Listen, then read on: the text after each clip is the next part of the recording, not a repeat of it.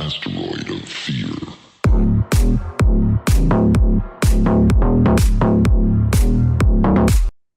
Hey everyone, welcome to another episode of the Men of the House podcast.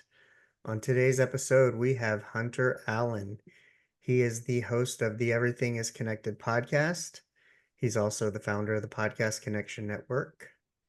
How's it going today? Good, man. Good. How are you? Not bad. Not bad. It's Friday. It is Friday. Yeah. It's been a weird kind of week, so a little I, odd. I'm I don't excited. I'm excited to do this. Uh, for some reason, I'm a little nervous, but I'm excited to be here. That's good because I was nervous earlier. And then Yeah. with all the logistics, I kind of got like pumped up at the 11 a.m. hour and forgot it was kind of mountain time. And then, Yeah. so it was kind of back and forth. Yeah. But we're But here. We're here. I think that kind of passed through, allowed my nervousness to subside a little bit. But for the audience, let's start by getting a little bit about your background and kind of how we came to be in front of each other. Let's start with your upbringing and whatnot, because I think it's going to be important for the audience to hear how your upbringing probably shaped a lot of who you are today and where you are, Uh, or maybe who you yeah. were and why you wanted to change that. Yeah. Yeah. So, my upbringing definitely did shape who I am. I come from a broken home, and there was a lot of abuse and trauma, and um, I was physically abused by my mother's husband. He, you know, he didn't really care for me much because I wasn't his. And from the age of I've known him my whole life as my father. However, I never called him dad. It was always hey or sir, you know. Um, he did a lot. There was a lot of things that he did to me that I wouldn't wish upon anybody. Like so I have a lot of scars on my body, right? And it's because, well, just we'll just jump right into it, I guess. I was 8 years old, and I was playing in the living room with my brother, which is his oldest son, and he told me to quit running in the house, or I was going to go through the glass door. I didn't know he meant he was going to put me through the glass door. Oh, So, um, like I kept running and playing, and he grabbed me and threw me through the glass door. And instead of taking me to the hospital, he set me in a bathtub, poured alcohol on me, and was pulling the pieces of glass out of my body. And I have scars all over my face, my back, my arms, my hands, everywhere. And I live with those to this day, right? Like the scar on my nose is a big one. People ask me that all the time, like, where'd you get that scar? And I'm like, the first thing I think of is the Joker, actually. Let me tell you how I got these scars, on Batman. But um, like I had a very, very rough upbringing. And my when I was 12, this was kind of the make or break thing for me. Like at the time, so my my mother and her husband got into a fight, and she was pregnant with my youngest sister, and I heard it, and he pushed my mother over the couch. And in her defense, like I went and grabbed a pan, and I stood in front of her and said, "Leave my mom alone." And he just kind of laughed, grabbed the pan, and smacked me in the face with it. And then I had a grill before grills were cool. Like I had silver teeth before it was a thing, you know. So, but luckily they were my baby teeth, right? Uh, and so he kicked us out of the house because of that, because I insulted him. So he kicked us out of the house. It was me, my pregnant mother, and then my other two siblings at the time. So there was 4 kids and my mom. We found a woman's shelter and we stayed there for a while. And I got us kicked out of the women's shelter because I got into a fight over a damn Pokemon game. Now, I was 12 years old, right? I'm a kid. So uh I got us kicked out of that homeless shelter, or the women's shelter, and my mom then took me to a Circle K and said, call someone who can take care of you because I can't anymore. And then she drove off. Now, as a child, I thought for sure she's coming back. And as I'm watching that blue Suburban drive away, I realized she wasn't coming back. And so, like, she gave me a quarter because at the time there was payphones around. So I called the only person I knew, and that was my grandparents here in Utah. So I called my grandparents. They called my aunt in Dallas, and she drove from Dallas to Houston to pick me up and then brought me to Utah. Now, I was very angry at my mother because I felt at the time she had chosen her husband over her oldest kid, right? The one she said would always be her baby. So I hated my mother very much for a long time. And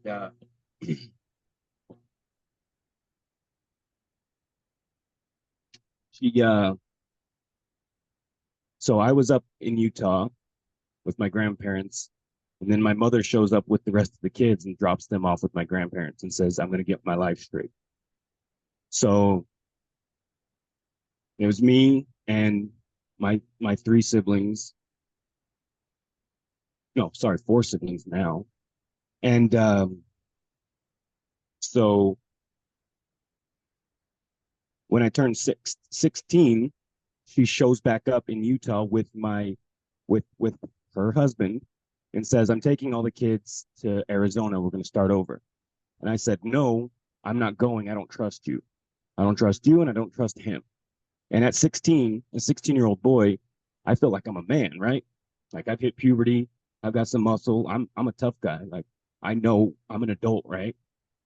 Uh, so I stood up for myself and I'm like, no, I'm not going. And my mother and my grandparents all agreed that I could stay in Utah while the rest of my siblings went back with them. So we had an agreement. Don't get anybody pregnant, stay out of handcuffs, and graduate high school. Or don't get kicked out of school. Well, I proceeded to do all those things. I had a kid when I was 16. I was in handcuffs all the time for fighting, and I got kicked out of not 1 but 2 high schools. So, when my oldest kid was born on December 30th, 2007, he's 18 now, by the way. Still blows my mind. No, 2006 actually. It was 2006. 2006. So December 30th, 2006, my oldest son was born, and my mom showed up I thought to meet him, but it was decided that she was taking me back to Arizona. So my mom not only lied to me and betrayed me, she took me from my son, which I thought was pretty asinine of her, given the things that she did to me. So I moved to Arizona, and this was the last time I saw or spoke to her husband. It was about 3 months into me living in Arizona, and the whole time I'm plotting my escape. Like I had this elaborate plan to leave, which I was very successful at, by the way. Just successful in a different way. But so the night before I ran away from Arizona to get back to Utah, I was watching the Broncos Steelers AFC Championship game, and or maybe it's just a playoff game. Anyway, I was watching football, and he asked me to clean the kitchen, and so I did. I cleaned the kitchen, whatever. He He left. I cleaned the kitchen. My brother came down and made some macaroni and cheese and made a mess on the stove and didn't clean it up. Well, when he came back, he said, "Hey, I asked you to clean the kitchen." And me being the smartass I said, "I cleaned the kitchen. Damien made that mess. Why don't you make him clean it up?" And he grabbed a cup and he slammed it on the counter and shattered the glass. And again, I said, "You made that mess. You clean that up." Oh. And he didn't like that. And so he went to grab me. I closed my eyes and I hit him as hard as I could. It was the most gratifying thing I think I've ever done in my life. All the pain that he caused me in the first 16 years of my life, I released in that one hit. And when I opened my eyes, all I saw was him turning around and walking out the garage. And that was the last time I saw him. Because that next day, I ran away. So this was back when MapQuest was a thing. Mm-hmm. I I didn't have a cell remember. phone. Yeah, I didn't have a cell You phone, had so to I use the had. home computer and print it off. That's exactly what I did. But my dumbass didn't erase my history. So when I didn't come home after a certain time, they said something's up. They checked the computer and saw my emails on.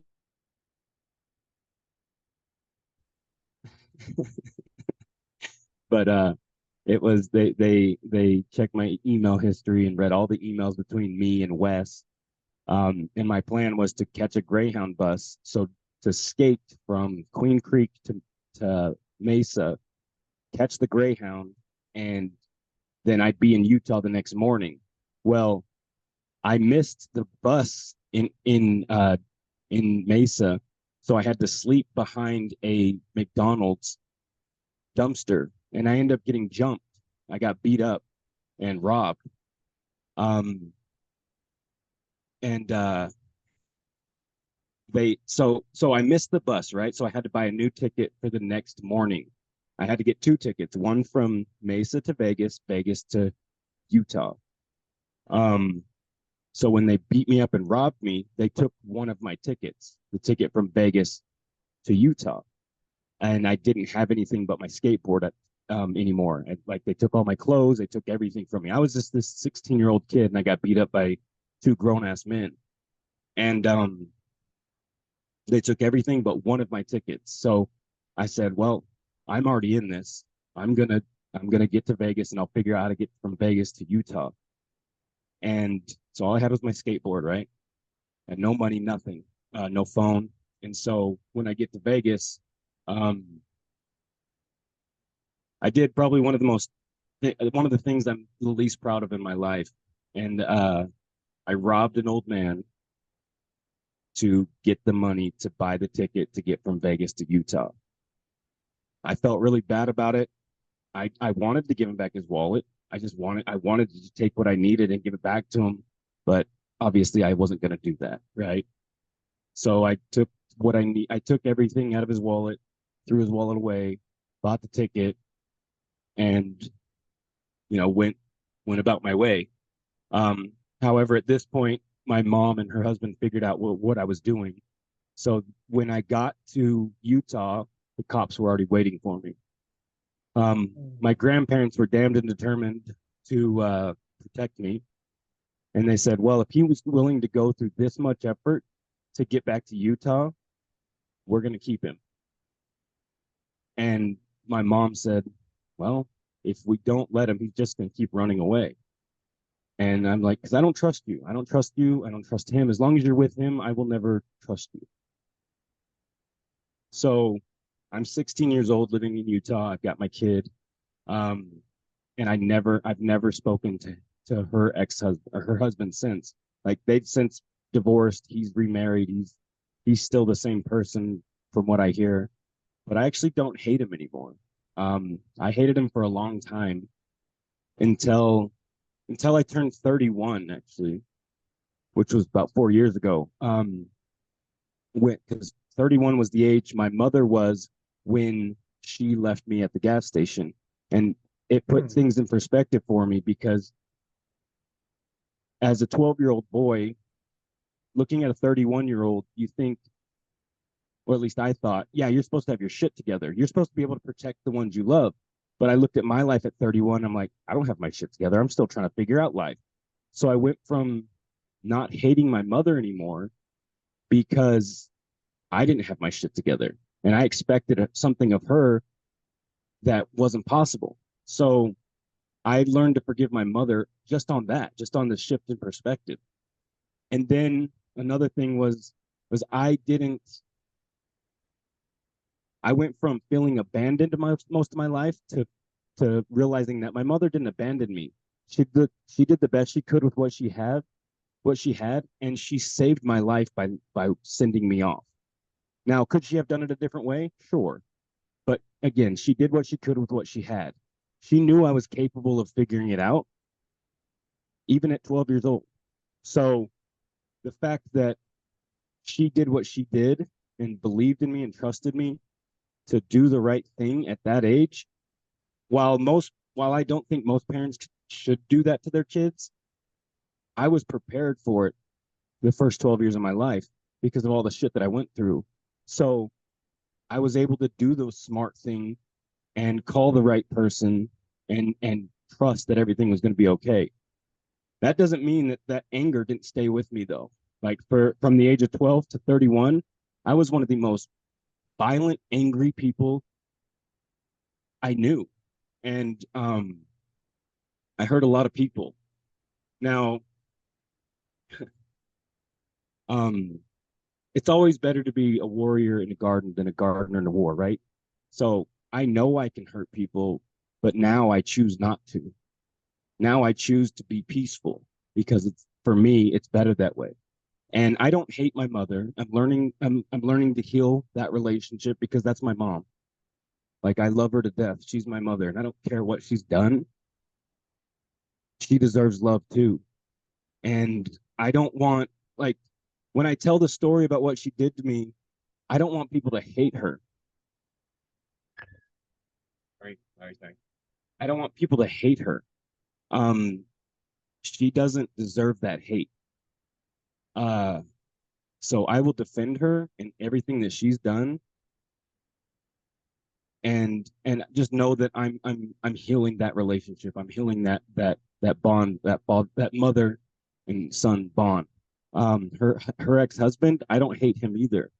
I don't have any room in my heart for hate. And the thing that caused me to let that go was when someone told me holding on to what he did to me gives him control over me. And I said, oh, hell no. Nope. Nobody has control over what Hunter does. I do what I want. So I realized that the only way to uh, the only way to remove that control was to let go of that hate for him. I don't want to like hang out with him. We're not going to go catch a baseball game and eat some popcorn. Right. But I don't want to take him to the desert and bury him anymore. You know. Yeah. So like, um, which then led me to the healing, right? So I had a friend who knew my story, and he tricked me into going to a men's group and share my story with a group of men. At first, I was pissed. So I'm like, bro, you just said this was the hangout. And he kind of forced me into it. So I was scared and angry, and I just didn't know what to do. But I closed my eyes and I just told my story. And at the end, a guy came up to me. His name's Kurt. We're still friends to this day. He hugged me and said, "You just saved my life. Thank you." I'd never met this man before that moment.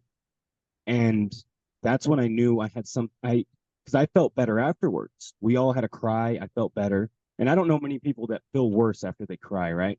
So like Hmm. I'm an advocate Good for crying. point. I like crying. Crying is important. So then I realized I had something special because one, I felt better and I made a difference in someone's life by simply talking about what I went through. So then I found TikTok, and I've been on TikTok for 3 years, which is where you and I met, right? Right. Um, and so I found TikTok and I started talking about the things that I went through. It was hard. It was scary, but more and more people started listening, and I was making a difference. And now I'm reminded every day that I'm making a difference in a lot of places, and sometimes there'll be times where I'm making a difference in places I never even knew, right? Um, and I'm not trying to toot my own horn. However, people come into my life and they say, "Thank you, your videos make a world of difference," or "I listen to your podcast and I have a whole new perspective on life." And that to me is very important, because I have this fear of being forgotten, and the only way I feel like I won't be forgotten is if I make a significant difference in the world, significant enough difference in the world where the name Hunter Allen will live on well past my physical life, right? And I want my kids to be proud of me, and be proud of their father, or to be like, yo, that's my dad. My dad did that, right? So I think it's a win-win. Like, I do something significant enough to where I won't be forgotten and I change the world. What's wrong with that, right? Well, where does that drive come Um, from? the fear.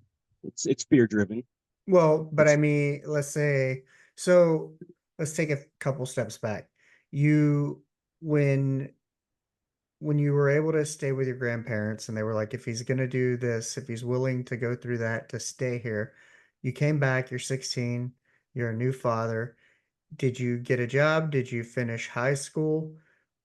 What are I the did. pieces in between that kind of gave you this desire for not only significance for others and yourself, but also for your children? So um I guess I did skip some parts because I wasn't married. Um uh so I did have a job. I actually did finish high school. I got kicked out of two high schools, but I just did a couple credits in the local college Mm-hmm. and I graduated. Um, so I am a high school graduate after being kicked out of two schools. I didn't feel like college was a thing, but I was a poor father. I didn't know what being a father looked like as a 16-year-old. Um, Well, and the example you had, obviously, too. right, right, and that example actually, I think that's a great segue.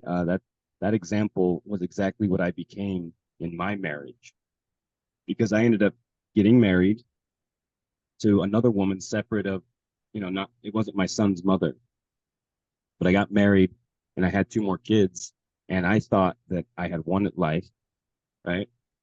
So I stopped trying. Um, but I became exactly what he was, minus the physical abuse. I focused so much on that, like not being physically abusive, but I was just as mentally and emotionally abusive.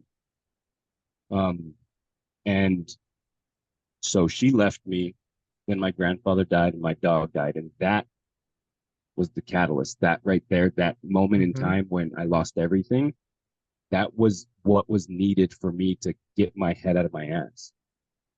I had two choices at that point: kill myself or change.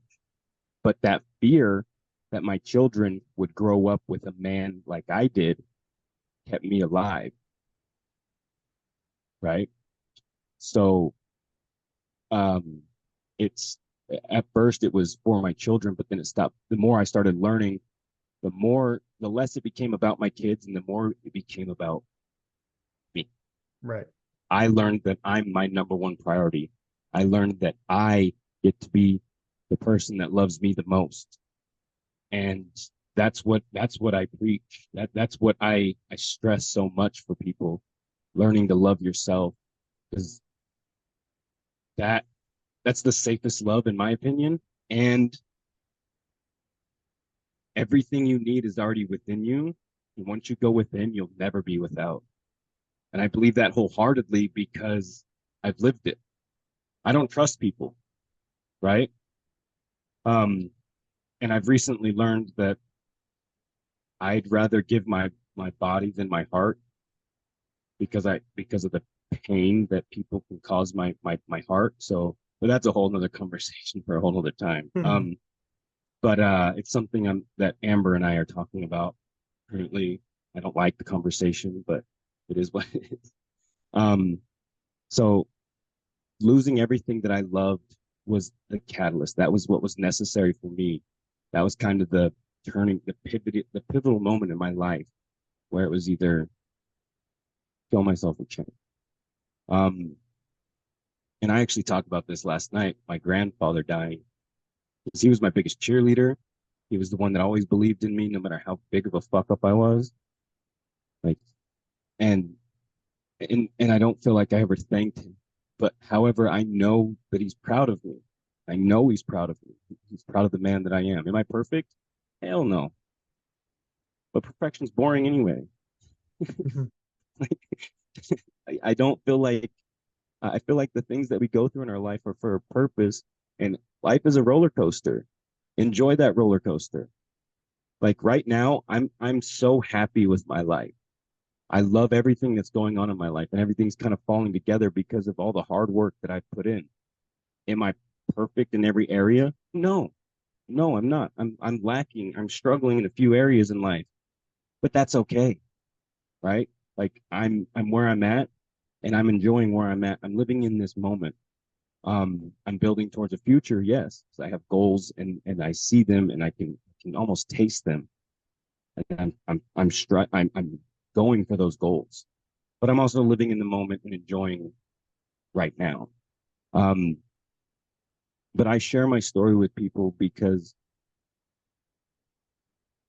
it's important for people to know that they're not alone. And while I'm a firm believer to look in yourself for that power and that strength, I do understand on some level the connection with people, because a lot of people are scared being alone. For me, being alone was the best thing to ever happen for me. But I understand that not everybody's the same, you know. So I Yeah. share because it's important. Yeah. As an only child, it's almost like I need to be alone sometimes. I get a little crazy if I don't get it. But how when all those things happen and you realize that you needed self-love, how did you how did you learn to practice it? Self-love, self-care. Did you start reading books? Did you research? Well, that's a great question. I didn't really know what I was doing, right? Um, I started so the first thing I did was look in the mirror and started. So my buddy, we're friends now, but at the time I was just doing work for him. I was at his house and I was fixing his sliding door because I was a handyman part time, like just trying to make some extra money. And I went to his house to fix his sliding door. Like there was ice built up in it, and so it knocked off the tracks. And he just needed somebody to fix it. And as I was fixing it, we were talking, and he goes, like he saw how angry I was. He could just feel my energy, and he was just like, you know, you deserve love. And I was so fucking mad at him for saying that. I left. I left the job. Didn't finish, left my tools, just left. I started crying because I knew he was right. Um, but at the same time, I was happy because I was searching for something. I just didn't know what or to look. And that happened. That was a trigger for me. And that was something that I was like, okay, I'm in the right place, because now people are starting to say stuff that they're starting to put words to feelings that I had. Right. And so I started affirmations. Like I looked on YouTube because I was too proud to go to other people for help. Right. So I started going to YouTube and like YouTube University, baby, that's the best place. Yeah. But and I started doing affirmations, and now like I am a powerful, passionate, loving, forgiving, abundant man of light. I am happy. I am healthy. I'm whole. I am that I am. I say that every day, and I have for the last 5 years, every day. Sometimes I say it more than once. Um, it's actually a drinking game on TikTok for some people. Huh. Didn't know But that. yeah, yeah, it's kind of funny. But so like it started there. And then I learned to forgive myself. Forgiving myself was one of the best things I ever did. Telling myself that what happened to me wasn't my fault, but it is my responsibility to heal from what happened to me. Now, was that And through that, some of the men's groups, or did you learn yes, that or yeah. read? Well, the men's groups was kind of very much, well, was more so me sharing with them than them pouring into me. So that the men's groups was that. But like I went to a it's called Impact Training in Utah, and it's only in Utah. It's not a Mormon thing. It's not a religious thing, but it's like it's a spiritual thing. Um, that gave me a lot of the tools that I still use to this day. Forgiveness. Um, so The Little Soul in the Sun is a book that I read quite frequently. That book right there, like as you can see, I have a lot of books. The Little Soul in the Sun was one of the books that has made the most impact in my life, and that taught me that everybody is a gift, whether they bring joy or sadness. It's a gift because in order to experience who we are, we have to experience the opposite, and that's important for me. And so when people come into my life that are just pure assholes, Mhm. there's a reason why, right? And Sure. to love them anyway, because to see them as they really are. And because if I don't see them as who they really are, which is a being of light, then they will forget who they are. So it's important for me to just be who I am and love people as they are. Sometimes my patience runs out with people, Hmm. but I'm not perfect, right? But so all these tools that I've learned come from books, come from YouTube, come from meeting the meeting people such as Amber, Ryan, um, like people like that, Amy, like they're they pour into me in certain ways that I've never had people pour into me. Um, and I respect that and I love that and I honor that. I'm allowing people in more, but before it was just like I'm gonna do this myself because I don't trust people. So there was a lot of things that I did. I now every morning I take care of myself. I put Hunter first. I read, I journal, I meditate, I stretch, I work out, all before I even look at my phone. I take care of the number one priority, which is me. I'm number one. And there's nothing wrong with that. I don't think there's anything wrong with that. Yeah, yeah, I agree. It's a juggling act for sure. Um, Sometimes you gotta do it when you can. I know, like this morning, I woke up and went straight to the park for a walk just because it was the most opportune time while everybody was sleeping, and I got up early, and you just have to get it while you can sometimes. But that little 1 hour, hour 15 break of being able to listen to something motivating or think things out, think about what you're going to do all day is it's a super important time for me at least. Yeah, But yeah. sometimes it I takes on many forms. Sometimes it's journaling, meditation, and binaural beats with a cup of coffee, and sometimes it's the park right away. love that. I love that. I did. It took me a while to figure out my morning routine. Like I used to do it at nighttime. My morning routine used to be when I went to bed, but then I was too tired to do it because I was pouring into everybody else before myself. So I was like, fuck that. If I really want to make myself a priority, put me first, which I took literally and started doing that first thing in the morning. So like I stress to people to make time for yourself, like giving yourself X amount of time in the morning. Like sometimes I take 15 minutes, sometimes I take 3 hours. I really don't care because it's me. And it's not selfish. I put Hunter first because if I don't, nobody else will. And I would be a hypocrite by telling people to do stuff that I, I don't do. So I definitely practice what I preach, especially before I preach it. Yeah. So at what Um, point were you comfortable enough with your level of forgiveness, self-love, and care that you were like, hey, you felt it at men's group that you had something, that you had a gift, that you were also getting relief as well as giving relief to others.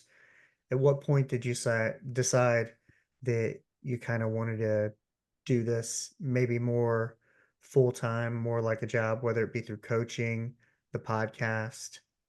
Where was that decision point? So that's TikTok. That was all TikTok. So I was actually a guest on a podcast that doesn't put out any more episodes. However, her podcast is still available to listen to. Um, she had me as a guest, and I did so well that people were like, "You should do your own podcast." And so I did that. Um, and then someone told me that I should be a coach on TikTok, and it kept coming up and coming up and coming up. And at that point, I was kind of falling out of love with selling vacations. So I was like, let's do this. Let's try this. So I spent 10 grand and I got a coaching cert. Um, did I overspend? Probably. Is it necessary to have a certification? No. Did I learn a lot? Yes. Has it paid off yet? No. Well, but But the value's in the experience and the learning and the process. yeah, Period. I mean, we all make choices based on different factors and, whatever the situation is at the time. I mean, whether it's the pandemic and things emerge, but, the real value is what did you get from it in the process of whatever it was you were juggling in life and trying to do that because, you know, oftentimes there's that place of you said it kept coming up. So there's this thing there, but then there's also like this need that you must have to still want to continually improve yourself enough to invest in that. Not just the money, but the time it took. So, yeah, you know, so the value is in that, and you were at a point where, at the time you felt that was valuable. And I think, whether it's a college education or a coaching course, I think that's like an important thing for people to remember because, was getting my master's degree necessary? Probably not. But, I learned how to learn. I know that I'm comfortable, that I can be taught really anything, that I can figure it out. And it was that work process, and it shows you what you're capable of when you put your mind to it. No pun intended, but you know, I like that. I like that. that's where the No, value is. you're absolutely right. You're absolutely right. Thank you for that because, yeah, no, I needed to hear that. Um, so TikTok, the people of TikTok, my followers, they believed in me enough to say, maybe try this, maybe try that, maybe, the coaching, the podcast. Mhm. And when I started the podcast, I struggled for a year. I had 2 or 3 listeners an episode for a whole year. But I also didn't know what the hell I was doing, right? And I started figuring it out, and then I had a couple episodes, you know, hit big. By big for me meant, a few hundred to 1,000 Right. downloads, right? That was big for me at the time. But I said, I want more, and not more in like I want more like in a greedy way, but I know there's people out there that have the same idea. And I met some people who aren't even a part of the podcast network that I wanted to build a network with. And hell, I'm not even friends with them anymore. And and so I shelved the network idea. Um, and Seth kind of discouraged me from doing it too. He's like, it's a bad idea, man. It's a bad idea. I tried it and I failed. And I trusted Seth at the time. I mean, I still trust him, but I just don't take his advice. Um, but then I met Amber and Heather, and they both had podcasts, and I was kind of mentoring Heather, and she's like, "Wow, you've really given me a lot." And I was like, hey, you know what? Why don't we try building this network? I had this idea. I shelved it. I just met you two. I love you both. Let's try this. And and so so the Podcast Connection Network was born. The three of us came up with the name together, and because at the time it was just a podcast network. I don't know what to call it. I don't know what I'm doing. Um, and actually, funny story. I don't know if you know this or not, but Ethan was going to be the first person we brought on. He created a Discord just to get in touch with us. He messaged us. Amber and I both reached out to him several times and ghosted. We were ghosted. And for months, didn't hear anything from Ethan. We brought you on. We brought Amanda on. And then Ethan messaged back. He was like, hey, guys, you still doing this? He was busy Like, in the cold plunge. right. He was busy. He was busy doing his thing.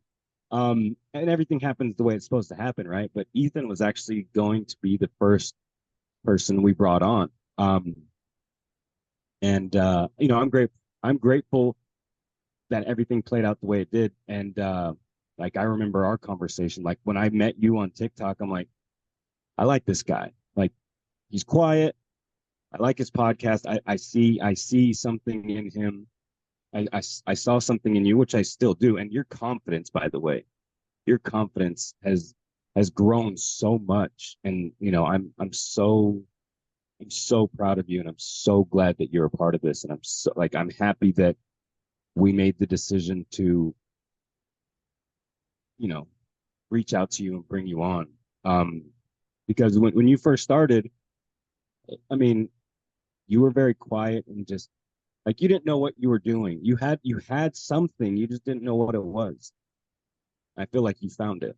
So I just want to say that you're amazing, and I've loved the growth that you've shown just in the 7 months you've Yeah, been with the yeah, network. So yeah. It's made a world of difference having that guidance and the accountability. And um, it's funny you were saying somebody was like, nope, I couldn't do it. You shouldn't do it. But when you put the right people, two other people who believe in it and say, you know, then it just kind of happens. And, yeah, that's kind of so interesting because there's kind of these business principles of people, that'll say like, well, does this person have something I want? Are they doing what I want? Or right, like your mom, what does your mom know about starting a podcast or a business? right, Unless she's an right, entrepreneur. Why should we seek their advice or not? right, right. Real quick, it's funny you bring up my mother. My mother is one of the biggest supporters of the network. She listens to everybody's podcast, by the way, everybody's every week, every time. Um, like she's more caught up on everybody's podcast than I am, honestly. So shout out to my mom. I'm not going to name her out because I don't need her getting like hate mail or anything. But shout out to my mom for listening to everybody's podcast. What made her what made her take an interest? Kind of Well, well, I mean, where did you guys kind of get some mending in there between the so incidents? so it was funny because my mom was supportive of the podcast, and then her Just real quick, after you're done listening to this amazing episode on this pretty freaking sweet podcast, give it a 5-star rating, and then head on over to the Podcast Connection Network and check out all the other amazing podcasts that we got over there. This is a plug. I got one too. It's called The Nonchalant Perfectionist. Check us all out. The link, you know where the link's going to be in the episode's description. her sorry, her ex-husband, he threatened to sue me for he threatened to sue me for defamation of character. And then she said, I need you to take the podcast down. So this would be the third time that she chose him over me, and they weren't even fucking married anymore. So I was like, oh hell no. Like I got pissed at my mother again, and I said, fuck you. So I stopped talking to her again because she brought that whole like chose a man over me one more time. Like for real? but then she apologized. She took everything back. She said, "I'm sorry. I do support you. I love you." And so now I don't know if she listens to everything just out of the the feel of obligation, or she actually enjoys listening. But um, like now I feel like we're back on that upward healing path. But mine and my mother's relationship is very much like a roller coaster, up and down, up and down. Um, but I will never give up on that love because she's my mother. Yeah, I think it's crazy too, though, that still worried about the man she's no longer married to. Like, Right. Yeah. I'm like, you know, well, honestly, especially if like, you're not his biological son, then I mean, right. it, you know, whatever I you think on do some should level be whatever. I think on some level it made her feel bad because I was also talking about her, you know? And again, I share the things not to belittle or talk bad about my mother. Right. Well, but I So and mean, I want to emphasize that for the audience because it can be mistaken as that yeah. Well, often. but the thing is I think regardless, being older than you, I mean, just the way parenting has evolved, the way the world has Right. evolved. What was okay when I was a kid would not be okay today. Um, Times were just different. And, I think our our parents do the best with what they have. They have all the trauma and beliefs that were put on them by their parents and their grandparents who were coming out of the Great Depression and world wars, and then you had Korea and Vietnam, and um, even what America looked like was different. What beliefs of whether it be success or anything, where what they were consuming, because your world is everything you consume. And so, and then all those beliefs got transferred to us. And, we're coming to find out what was actually good, bad, ugly, what's still relevant, what's important, what's not. The world they were raised in and beliefs around what they were raised to believe was whether it's stability, success, love, happiness, any of those things are, um, they're all different and Yeah. they've all evolved. And, I could almost feel like I could hear, mostly the Latino side of the family, like, well, what does happiness matter? What's happiness? Kind of a thing. Like, you know, what does it matter? Success is kind of a thing, but they come from a different place where, there's first in the family to go to whether it's college or whatever, or hit certain milestones. But it doesn't make it right. And just because one Right. can doesn't mean one should. And the world's changed into, you know, I think a more entrepreneurial type place. I think you're seeing more people go off and do their own thing because I think during COVID, people um, really gained a distrust for the system and anything that's Yeah. too big, be it corporations or anything I think that kind of stands for money in a way. It's funny you bring that up. It's funny you bring that up because, I feel like this country was built on entrepreneurship. However, schooling, our education system has taught people to as they're grooming worker bees, Right. right?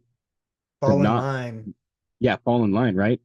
And like you said, COVID pushed people. I think honestly, I feel like to me, and we don't have to talk about this. I just want to point this out. I feel like COVID was a setup for something that kind of backfired because, like you said, um, people started not trusting the system and going back to entrepreneurship, and the government's like, oh fuck, we didn't think this through, So Oh yeah. Well, like and the I'm people who had all the money now, like you have all these people who own, like, let's say, whether it's skyscrapers and whatnot that these businesses once existed in. Now you have everybody working from home.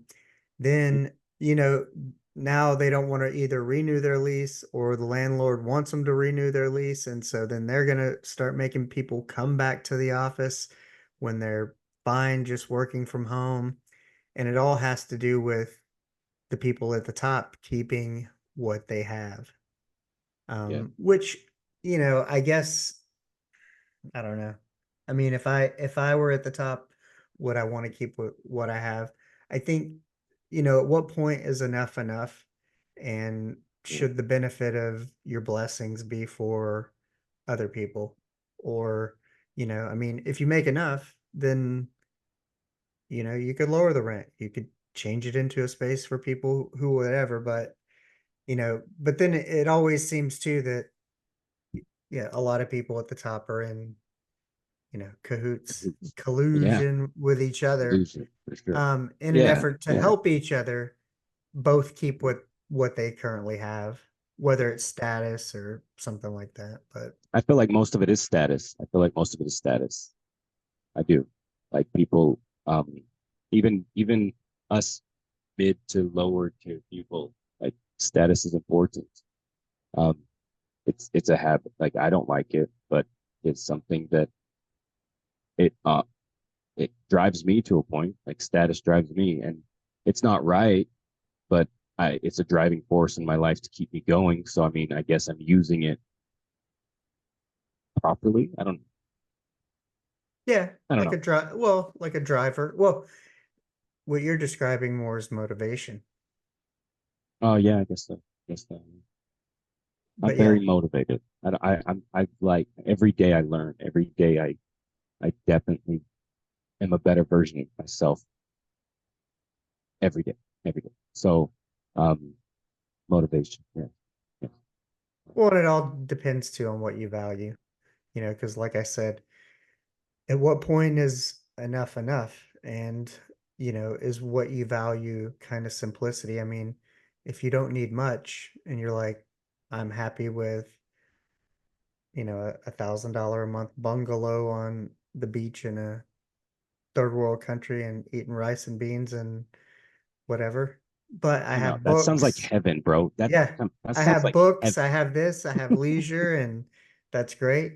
No Wi-Fi. Maybe that's what you value, and maybe that's the peak of richness for you. But then Yeah, for others, it's how much stuff they'll own, how much more, like the game Monopoly, kind of. yeah. Who's got the hotels, who can charge the most rent. Um, See, I used to love all that stuff. I had the cars, the clothes, the money, the watches, the ties, the has a suits. Monopoly Like I game ever ended well no, within a family? no, no. It I always think I ends up broke up with a like, girlfriend. I broke up with a girlfriend over that game. maybe they should take that off the shelves. I no, because that they won't because it's doing exactly it's creating division, which is exactly what they want. By they, I mean the ones that run everything. The game is called Monopoly. Yeah, which is crazy. Anyway, Oh um, man. my ultimate goal is to with the network and my podcast is to reach as many people as I can and to give the little people a bigger voice, a bigger platform. Because again, while I'm a firm believer that everything you need is already within you, when when the right group of individuals come together, it can be so powerful. And that's why we're selective with who we bring in the network. Yeah, we're small, but we're building right now, we're building a solid foundation before because you, Ethan, Amanda, Amber, all of you, I don't think I'd be where I'm at without any of you guys. Because you guys hold me accountable and you push me to keep going to learn. Um, so like it's a very much give and take back and forth. Is it perfect? No, but it's fun. Yeah, no, it's We're learning. certainly been a great accountability tool. Just that Yeah, alone. But even the work sessions, having people to bounce ideas off of, yeah, um, kind of having a schedule the camaraderie, the belonging, um, Yeah. whether it's putting money into a pot and, all those kinds of things that kind of make it fun and somewhat organizational, especially for people who are Yeah. out there kind of doing it solo. It brings on, it takes on a whole different meaning, Yeah. definitely. The belonging, I think.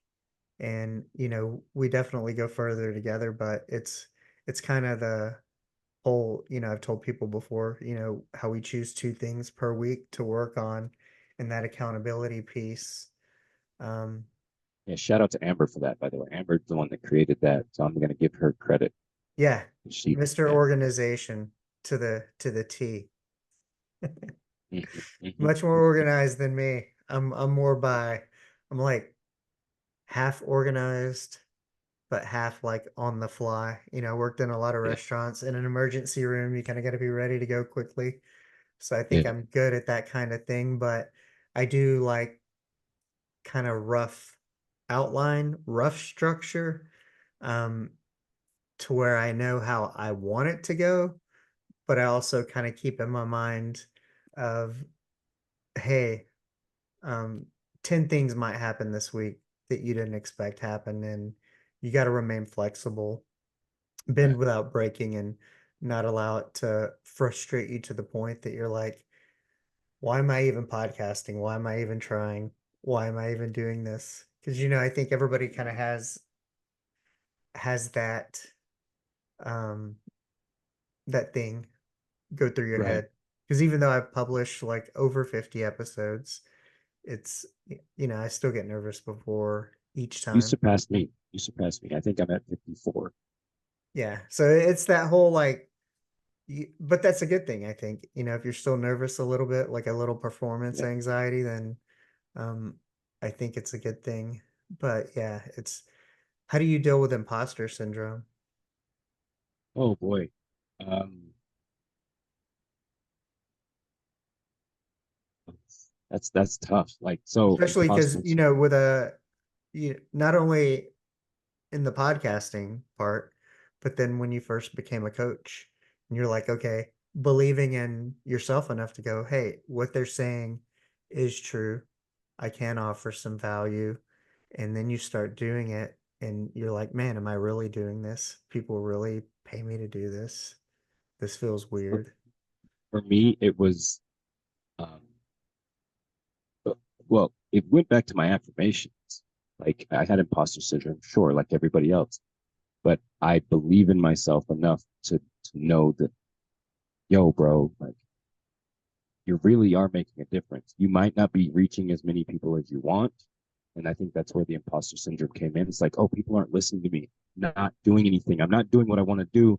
Maybe what I'm doing is fake. But then it's funny because I always seem to hear the right thing at the right time, especially at my lowest points. People would come up and say, hey, and it was little things like someone emailing me and saying, hey, I just want you to know I really appreciate what you do. And you may not know this, but you did X, Y, and Z for me. So thank you. Those the my between my affirmations and other people's words, um, that was like, okay, I belong here. I belong here. But it all started with just believing in myself. Um, and I know that's it's easier said than done, but I feel like I had already put in the work many years ago with the affirmations, with telling myself that I am a powerful, passionate, loving, and forgiving, abundant man of light. So believing in myself, even when I didn't want to. What about negative comments? Surely through TikTok and the podcast, you've received Oh some boy. unpleasantries. So how do you deal with that? And how do you, reaffirm yourself that you are the person you say you are and not let, somebody's distorted, skewed, minute view of you Um, knock you off your so game? I'm a I believe that we're all mirrors of each other. So when someone is saying those things about me, they're really talking about themselves. whatever you say bounces off me and sticks to you, 5-year-old shit, right? Like, I'm gonna use but that one on my wife. See how it works. uh, Maybe I'll try it I with didn't if say she it. says I I didn't love say you. it. If she says I love you, then it'll be cute. Right. Yeah. Don't Pick your so battles. yeah, pick your battles. Um, but hell, I'm not one to give marriage advice. I'm not even married. I fucked up the one marriage I had, so don't listen to me. Um, but no, when people come at me, and that's why I fill my cup up in the mornings, so I can deal with shit like that, right? Because I get a lot of hate because people, the biggest thing is you look like you look the way you do, so there's no way you can talk the way you talk and it be real. Because people have a hard time believing that if you look good, you actually have a brain and a heart. Right. So for whatever reason, people believe that, and Maybe you don't fit a mold of a. I definitely don't fit a mold. Um, I'm very unique, which unique doesn't mean better. I just want to stress that. I'm no better than anybody. I just choose to be more open and vulnerable and talk about the hard things because they're necessary. But I get a lot of hate because people think I'm an asshole for the way I talk. Um, like when someone says you made me mad, I didn't make you anything. That's a you problem, not a me thing. That's my biggest thing. Like I can't make you do anything, so don't put that on me, Ricky Bobby. Like it's but the hate, I treat the hate with love because one, I don't have any room in my heart for hate anymore. I don't hate anybody or anything. I understand that everything's here for a reason. I and while some things frustrate me, some people will never see that because I don't want to give them that power that they want to dictate my emotions and how I respond, right? So if something does bother me, I I know how to handle that off screen in my own time, right? So nobody really knows if they do bother me because I don't show it. I have control over my emotions and how I respond rather than react. So with the hate comments, I treat them with love. Like I just say, hey, if there's something you want to talk about, I'm open to talk. And actually, going back to TikTok real quick, one of my biggest trolls when I first started, and a troll is someone who comes in and harasses you and just kind of like gets in your head a little bit, right? For those of you that don't know what a troll is. But she trolled me a lot until she realized what I was doing and was just talking about men's mental health. And she had lost her brother to suicide or, you know, yeah. So she went from being a troll to my biggest supporter to then one of my closest friends. She actually passed away January. But she it's important to really just treat people with love regardless of how they treat you. I believe that because treating hate with hate only breeds more hate. Yeah. Somebody said, Treating well, you love, can't clean dirt with dirt. right. So I do my best to treat all the hate with love. Even if they try to destroy me, even if they really try to make me feel this big, they can't. I don't give them that power.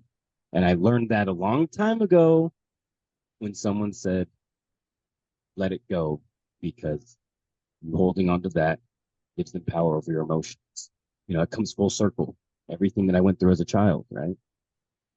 Going back to holding on to that anger. All it did was screw up my life. So I don't give people that power anymore. I've had that practice. Now, what do you get from going the opposite way? What do you get from the people who write the words of encouragement? What does that do for you? How does that make you feel? And um, is that a big factor in offsetting some of the negativity? Um, it does offset some of the stuff that I think about myself. As far as like, am I doing enough? Um, because there are times when I'm like, my words are falling on deaf ears. But it seems to go every time I start feeling that way. Someone comes up and says, "You did this for me or that for me." I get comments, I get emails, I get messages, just saying, you know, you've made a difference. Keep going. And there's like people tell me all the time that I've reached people that I don't even know, right? And I that's been proven time and time again. Like people come up and say, "Hey, someone told me about this that you said, and so I started listening to the things that you said, and it resonates, men and women." My focus is on men because I feel like once men get right within, it'll change the world. But it's important for women to listen to what I say too, because that can give them the perspective of, what they can do for their men to make them feel safe, right? So I just when people say stuff, like I don't hold on to it because I don't feel like never take anything personally, whether good or bad, because at any moment someone's opinion of you can change, right? So when people give me compliments, I thank them, I acknowledge it, and I use it then and there, but then I let it go because, and this happens time and time again, you know, people's opinions can change. And if I hold on to their opinion of me, it's only going to hurt me if they change their mind on how they feel. Be like, well, you said 3 months ago that I was the coolest person in the world, and now you hate me. Now I'm all tore up about it, right? Yeah. So, and it's part of the book, The Four Agreements. Never take anything personally. It's one of the four agreements. So that's a book that's important to me as well because that taught me not to hold on to people's opinions of. So what's one of the things in this journey that has been kind of like an unexpected um, blessing or something that's happened that you never would have thought in a million years would have happened had you not, you know, taken some of the paths of whether it's joining TikTok, starting a podcast, the Podcast Connection Network. There's letting people into my life like I do, um, allowing people into my inner circle. Like I'm open and transparent with my life when I'm good and ready to do that. Um, How was but that going when into TikTok when you were first able to go live? How did you develop that confidence and comfort? really, uh, I didn't wear pants actually. You wanted me to say that, didn't you? uh, Developing that confidence. I heard something about like public speaking. Just when you're public speaking, thinking that just having it in your mind that you're not wearing pants will make you focus on something else. So I took that literally, and so I didn't wear pants on live for a long time. And now that it's a running joke. I mean, I wear pants and shorts now because I'm confident. I became confident with speaking. I know I don't speak all that well because I have to stutter and I hesitate, all the things, but I'm learning. However, for the longest time, I didn't wear pants. And that actually made me feel comfortable talking to strangers. huh. Um, but I have to try that. oh, it's a lot of fun. It's really refreshing, especially when you sit outside and you just, you know, Yeah, I was thinking depends on the material of the chair. ooh, don't Uh, sit on anything hot. Ooh, burn butt. yeah,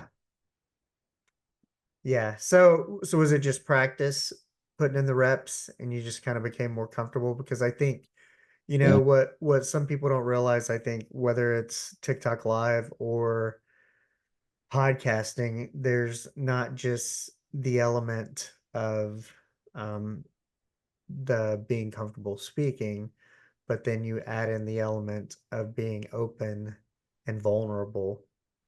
What was that like? Other than I know you, and it's probably like, well, I can't tell people to do something I'm not doing. But how was that decision kind of made? Because some people keep their lives on TikTok and whatnot very impersonal, or it's about a topic, or maybe they're opening something or talking about stones. But, when your topic is kind of mental health, connection, real topics, in order for them to be successful, you have to be open. Yeah, So I how and was that's coming to that decision? easy. It was easy because I saw it play out in person, right, with the men's groups. I saw it happening um firsthand, like, oh shit, I'm making a difference by being open, and it was healing. So like, and plus, people will dig to find something that if they don't like you, people will dig to find something and then tell everybody and use it against you. I'm a firm believer to fucking talk about everything because there's not a single person in this world that has a clean closet. Like we've all done shit we're not proud of. I own it. Therefore, you can't use it against me, right? So, and I don't own, and there's a lot of things I've done that I'm not proud of. But if I talk about it, it does, that means that the people that hate me or want to see me burn, they've got no ammunition. So what are they going to do? Make something up? That's the only thing they can do. But then when other people dig, they'll be like, oh, so that wasn't real. And that's real. This is everything that Hunter talked about. You know, so it creates a level of trust. People trust me because I'm open about my history. I've done a lot of shit I'm not proud of. So I'm cool with it because it's made me who I am today. Matt, were you on TikTok first before you started the podcast, or Yep, were yep, you yep. okay? Yeah, TikTok was what started the podcast. That's where I met uh Honey. Her name's Honeybee. That's the first podcast I was ever on. And podcast actually is called It's Okay for Men to Cry. That was the episode, and we talked about how I'm actually interested in listening to that episode because it's been like 3 years now. So I wonder how much my opinion of things have changed. I imagine it hasn't very much, but back then I know I was very in your face. Like if you don't fucking listen, I swear to God. Well, but the world's changed, even if Yeah, your opinion of it hasn't. right. So it just the context, it could sound different. Oh, yeah, it would definitely sound different. And so I actually had notes and I was reading from my notebook in the first 20 minutes. And I'm like, can we stop this? I put the notebook down and I took a breath and I said, can we just have a conversation? She said, yeah. She actually left that in the episode, which is kind of cool. But, because I was scared shitless. I was scared to talk. And I know it was just her and I, but I don't know. I got in my head about it for sure. Yeah. It's one of But now those it's just things. like this is fun. I like this. Yeah. When you go to publish your first episode and you're like, oh boy, here Oh, we go. Did I I say anything wrong? Who am I gonna piss off? I've published my first episode like 40 times. What do you mean? So, What's been your favorite thing about podcasting? um, meeting people, meeting new people. Like, had I not started a podcast, I wouldn't know. Chances are I would have never met you or Amber. Well, I mean, I would have met Amber started this before, or we met before, but I would have never met you or Amanda or Ethan or Heather. Like, well, I guess I would have met Heather too, but I wouldn't have met the people that I know. So, like Parker and there's a lot of people that I know just because I started a podcast. A lot of good friends. So my favorite thing is the connections that I've made with those. Speaking of which, the name of the podcast. Everything's connected. That's right. Yeah. Everything's connected. Because everything is Actually, I'm connected. trying to think. That's a drinking game too. I feel like I have an episode coming out. Um, what is today? Friday. Right. The seventh. Well, Maybe it came out. And the guy actually says everything's connected. I might even Yeah. have it in one of the shorts coming out. I was Oh, I like, love that. as soon as he said that, I was like, oh yeah, that's definitely going in the shorts. Um, but what else do you have going besides the podcast? Like, where can people find you and some merch? Um, what all things do you have going on? Um, so I'm a certified coach, right? I have a workbook that actually popped off pretty well. It's a guide to finding purpose.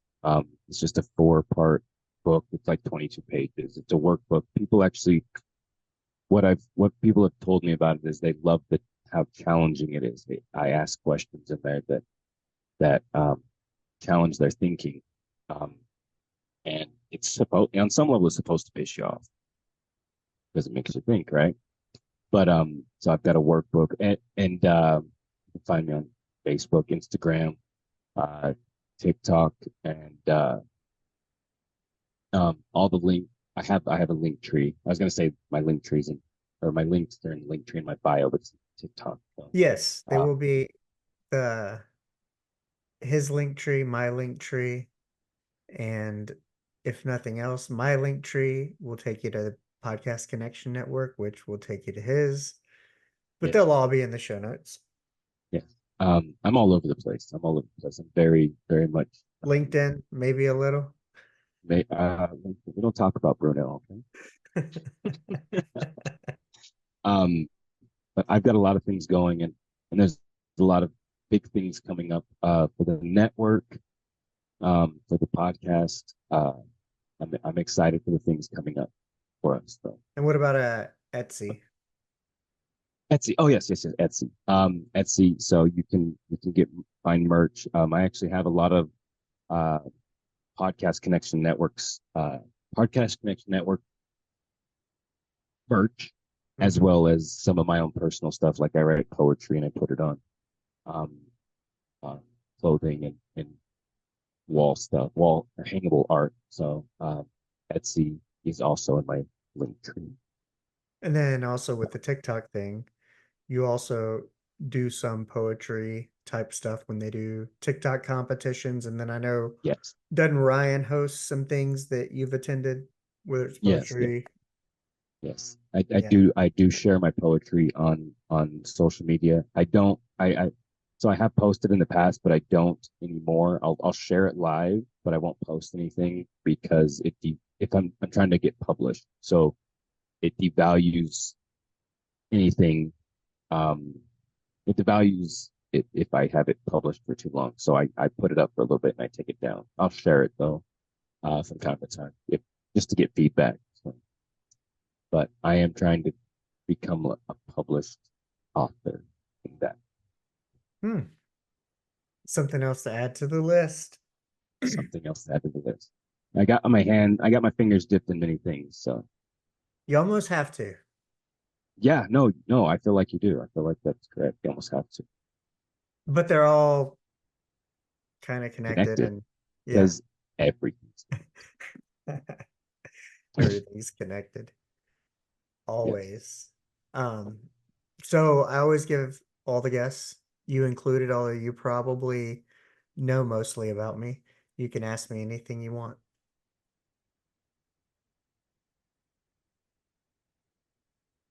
Let's see. I know you have a lot of property, right? Hmm. But what is your favorite thing to do on your property when no one's looking, like out in the woods or out there? No, nobody. You just by yourself. What's your favorite thing to do? Pee behind the shed. Ah, do you lift your leg up to pee, or do you just stand there like a normal person? I just stand there. I drop trowel like a 5-year-old all the way to the ankles, put my shirt under my chin with a tuck. You Yeah, know, bro. I live with all women, so you know, peeing behind the shed is sometimes a viable option. And if That's all the what's up, bro. bathrooms are taken, then nobody's around anyway. So Yeah. yeah, it's always my favorite thing to do. Sometimes I get yelled at, but it's kind of like I don't know what's wrong Yeah, with but why peeing would you outside. get? Yeah. What's wrong with peeing outside? Maybe it's uncivilized. I mean, it's not like you have a neighbor that like you can hear their toilet flush. So, Right. so Exactly. what's the problem? They're just jealous because they can't do it. Probably. If it makes me uncivilized, then so be it. But that's one of the great things about living in the middle of nowhere on Yeah, property. I mean, that's the essence of what you invest and pay for is that you kind do of what you want. freedom. Yeah, Freedom. That's what it is. Freedom to freedom. be outside, freedom to It's the little whatever it thing. is. Play The music little as thing. loud as you want. Um, anything. Nobody bothers you. Everybody kind of stays in their own lane. It's the best. Um, now I don't know how living in the mountains, I've often dreamt of that, but then you got bears. Living by the ocean, definitely be relaxing. I love the beach, but it comes with its own set of things depending if you pick a beach in a city or like my in-laws, their beach house is kind of secluded. It's pretty nice, but a lot of things don't work out there. So it doesn't make it an Yeah, all the time viable type of thing. So it's kind of like you have to pick your poison in between. And um, pick your this is like, paradise. Fuck, don't yes, pick your poison. Pick your there you go. paradise. And this is the paradise I'm currently at, I love that. that I enjoy. So I love yeah. the mountains. I do love the beach, but if I had to choose between mountain and beach, I'm taking the mountain. Hmm. I don't know. I've often, mm, Hit the high ground, bro. I love them both. I love them I both. do. I love them both. The mountain though But the is ocean is much more relaxing. I mean, the mountains, you got black bears, jaguars, oh shit. probably panthers. Um, Cougars. get those everywhere. Uh, I mean, there's yeah, water up in the mountains. You just find a stream, right? You got water there. yeah. I don't know. I know it's not a What's more it's not dangerous? What's more a shark. dangerous? A shark is more dangerous than a But you don't have to be in the ocean. You get that option. Bears could go in people's houses, in their yeah. backyards. Well, I don't have to outrun the bear. I just have to outrun whoever I'm with. So It's just a whole level of different, like, I guess like if you're in the heat, you worry about stepping on a snake when you take the trash out. I guess if you take the trash out in the mountains, you got to worry about is there going to be a bear at your trash can, because you know? I like the canyon is just on the other side of the freeway right here. Like Uh-huh. it's like a 3 minute walk. So now when I take out the garbage at night, I can be like, "Hello, bear." Now, do they have snakes in Utah? Oh yeah, bro. Got rattlers. Hmm, Oh yeah. This is a desert, man. I live in a desert. that I didn't know. Yeah, yeah, we got rattlers. We got the typical garden snakes. We got snakes. We got bears. We got cougars. Um, the cat kind of cougar, not the lady cougar. I mean, we got lady cougars too. Um, those would be fine if I walked outside and saw my backyard with ladies, but ain't some shady. Uh, But yeah, no, we've got all sorts of wildlife out here. But you could fortunately, I've set never some you come in could set some direct cougar contact. traps. Just put a box of white wine on the patio. Right, right. A box of white wine and some grapes and a fan, so A that they don't get like the cabana. charcuterie plate Yes, yes, yes, with yes, yes. boxed white wine. Yeah, yep. It'd And be like a Reader's Digest or some shit. I don't know, a magazine. Cosmo, Cosmo Yes. Oh, for sure. Cosmo. Thank you, Cosmo. That's the one for sure. Um, my ex-wife used to read that actually a lot. I learned a lot from the Cosmo. Yeah. Um, yeah, but yeah, that's a Cougar's setup right there. White wine, a fan, grapes, and Cosmo. Uh, Make that. Let's see if it works. my cheeks hurt from laughing. Yeah, I'm glad I can make you laugh. Mm. Well, all right, man. I'm gonna This was fun, hop bro. off and This was fun. Thank you. go spend some time with my daughter. It's awesome, man. You have a good day, a good weekend. Thank you for having me. This was fun. And Yes. Yeah. I'll let you know love to do when this it's gonna again, come man. out. Yeah, Yeah. bro. You get to learn all the stuff. I know the bits and pieces, but just like the audience, I get to be the audience too, and I get to find out. Now I don't have to piece the pieces together. I got the story. And Did you actually never hear? Have you never heard that? Was there a lot of stuff that you didn't hear before? mm-mm. Yeah. Oh yeah. Yeah. Um, Yep. I That's thought you knew me like that. not all of it. I'm glad you know now. Yeah. Yeah.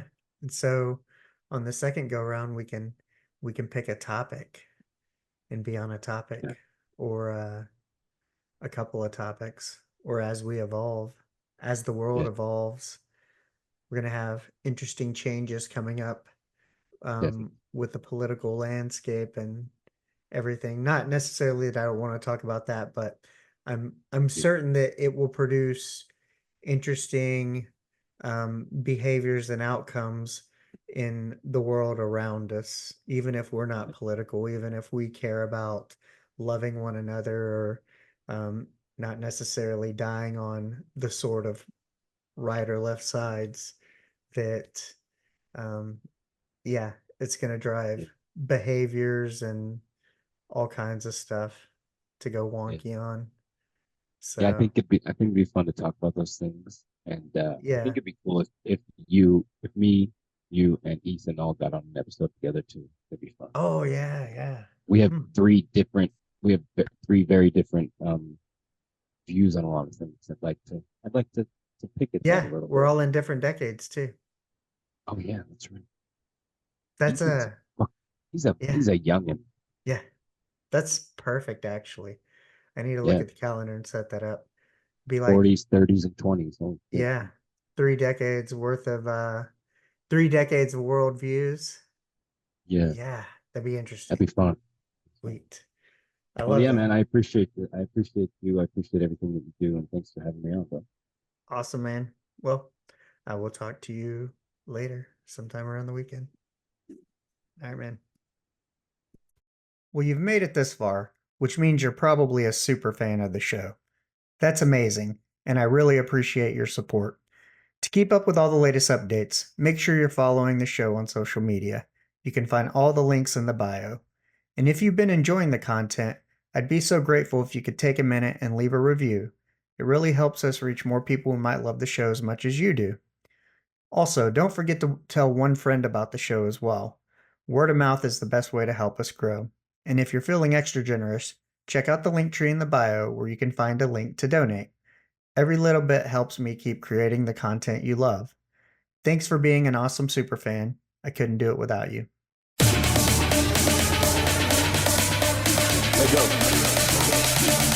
Asteroid of fear.